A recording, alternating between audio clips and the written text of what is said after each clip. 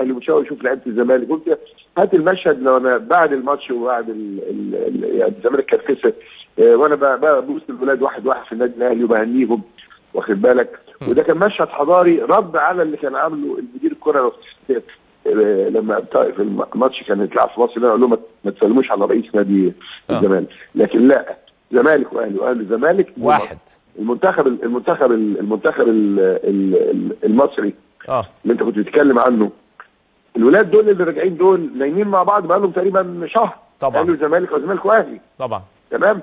وبعدين فرحتهم واحده لما كانوا بيفوزوا، ودمعتهم واحده لما حصل امبارح لا قدر الله يعني اللي حصل لنا ده القديمه، وانا ما بحملهمش المسؤوليه ولا نحملهم هذه المسؤوليه واخد بالك. لكن في النهايه عايز اقول ان دول بقى ولاد مصر اللي رفعوا علم مصر، اللي فرحوا المصريين. وبقول لكل بني ادم اتريق على مرتضى منصور، كان ماتش الزمالك مره لعب ماتش ولعب ماتش عظيم جدا بس ربنا ما وفقوش، فاديت مكافاه سيف واخد بالك. الناس قال لك ايه بيدي مكافاه للمهزوم؟ لا، مفيش حاجه اسمها مهزوم، الرياضه ما فيهاش مهزوم، الرياضه فيها ارادتك انت ايه، عملت ايه في الملعب، جهدك ايه، رجولتك ايه. ده اللي عامله رئيس النهارده. صح. انا عايز واحد بقى من عادي يتطاول بقى، ادي رئيس النهارده ادى نموذج واخد بالك ان القصه انك مش تفوز، القصه انت كنت ازاي، روحك ايه، بطولتك ايه، انت راجل جوه يعني جواك رجوله. وما اعتقدش ان في لاعب اثر امبارح.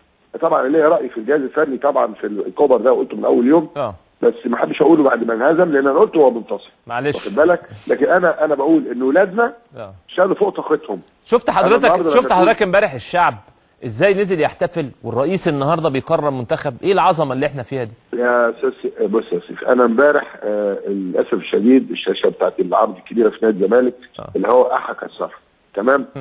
وانا عارف ان هيجي مش اقل من 40 50,000 يتفرج على الماتش. انا من الساعه 3 يمكن انتوا زهقتوا الكلام ده، من الساعه 3 كان في 50 60,000. انا واقف طول النهار عشان اصلح الشاشه وانا مش مهندس، لكن علشان بسمه المصريين وسعاده المصريين. امبارح كان في نادي الزمالك مش اقل من 40 50,000 بيتفرجوا، بالاعضاء العاملين في النادي باطفالهم باسرهم، والنادي الاهلي كان في كده والشمس ومركز شباب الجزيره والمصريين على المقاهي وفي الكافيهات. الناس على فكره مش زعلانه ليه؟ ابذل اقصى جهدك. طلع كل طاقاتك اللي عندك، لكن التوفيق وعدم التوفيق ده من عند ربنا. انت انا رايي الشخصي المتواضع النهارده مباراه امبارح خلاص حصلت وخلصت، انما انا شفت عبد الله السعيد كان خلاص يعني وقع تعب اللعيبه تعبت. ورده عمل شوط رهيب تمام. النهارده عنده طاقه، دي بقى مسؤوليه المدرب بقى لما يشوف عنده لاعب خلاص بذل كل ما عنده كل جهده واخد بالك، وخلاص البنزين انتهى قرب. انت لما البنزين بيخلص عندك مش بتملى ولا بالتانك تاني بنزين. هو ما عملش الكلام ده، لكن في النهايه سعاده المصريين بالروح، واحنا ما كناش اصلا رايحين عشان قصه افريقيا بس الناس مش فاهمه يعني.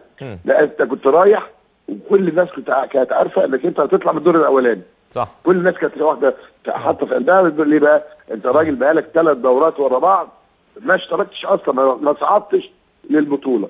انا بقول ان المركز الثاني بالنسبه لنا كمصريين، اولا الفريق اللي كسبت ده فريق كاميرون فريق قوي جدا جدا طبعا جدا. وبعدين يكفي ان السنغال طلعت والمغرب طلعت وكوت ديفوار طلعت وبوركينا فاسو، كلها فرق قويه جدا تمام. وغانا وانت استمريت في السبق لغايه النهايه.